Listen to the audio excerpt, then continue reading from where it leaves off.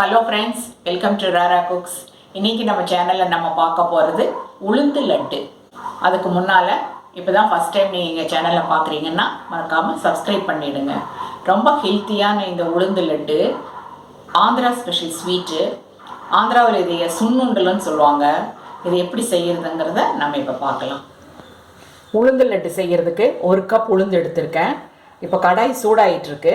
அதில் போட்டு இதை மீடியம் ஃப்ளேமில் வச்சு ஒரு 10 நிமிஷம் நல்லா வணக்கலாம். நல்லா செவந்து வரணும், அது வரைக்கும் நல்லா வறுக்கணும். இந்த உளுந்து பருப்பு நல்லா வறுபட்டதுன்னா கலர் மாறும், கூடவே நல்லா ஸ்மெல்லும் வரும். இந்த லட்டு நம்ம கருப்பு உளுந்து போட்டும் செய்யலாம். ஆனால் கலர் கொஞ்சம் டார்க்காக இருக்கும் இல்லைங்களா, அது சில பேர்த்துக்கு பிடிக்காது. அதனால் நான் வெள்ளை உளுந்து போட்டு நான் இன்றைக்கி செஞ்சு காமிக்கிறேன். பொதுவாக உளுந்துனாலே ரொம்ப நியூட்ரியன்ஸ் நிறைஞ்சதுன்னு எல்லாத்துக்கும் தெரியும். லேடிஸ்க்கு இந்த உளுந்து பருப்பில் என்ன செஞ்சு கொடுத்தாலுமே ரொம்ப நல்லது.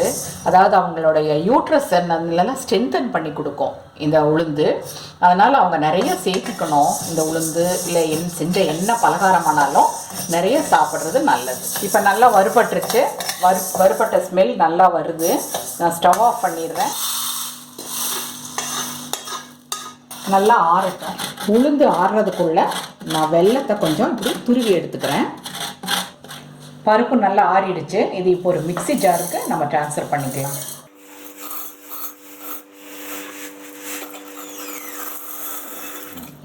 இதில் ஒரு 4 ஏலக்காய் சேர்த்திக்கிறேன். இது இப்போ நம்ம நல்லா பவுடர் பண்ணி எடுத்துக்குவோம். மிக்சியில் போட்டு நல்லா பவுடர் பண்ணியாச்சு. இப்போ இது கூட நான் 1 கப் துருவன வெல்லம் சேர்க்குறேன். 1 கப் உளுந்துக்கு 1 கப் வெல்லம் போதும்.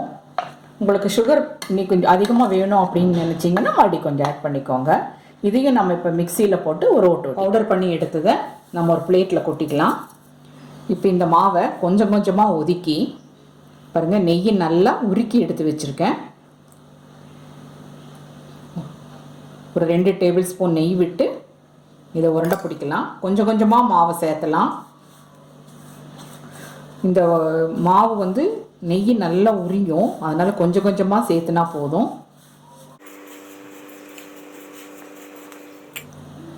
மாவு இப்படி நல்லா சேர்த்தி உருண்டை பிடிக்கலாம். நல்லா அழுத்தி பிடிங்க. நல்லா உருண்டை பிடிச்சதுக்கப்புறமா ஒரு பிளேட்டில் எடுத்து வச்சுட்டு மீதி இருக்கிறதையும் மறுபடியும் ஒரு உருண்டை பிடிக்கலாம். கொஞ்சம் கொஞ்சமாக நெய் சேர்த்தி உருண்டை பிடிக்கலாம். உங்களுக்கு தேவைப்படுற சைஸுக்கு உருண்டை பிடிச்சிக்கலாம்.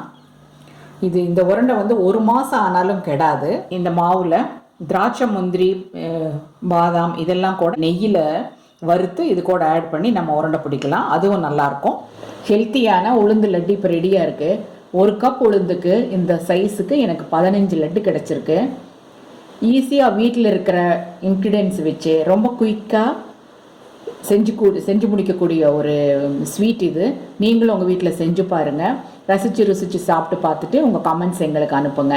ஷேர் பண்ணுங்கள். மறக்காமல் எங்கள் சேனலில் சப்ஸ்கிரைப் பண்ணுங்கள். Thank you friends.